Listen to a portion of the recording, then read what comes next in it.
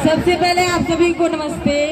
मेरी वजह से आप लोग को वेट करना पड़ा, मेरी गाड़ी खराब हो गई थी रास्ते में, इसके लिए आप लोग को वेट करना पड़ा, उसके लिए सॉरी मेरी तरफ से।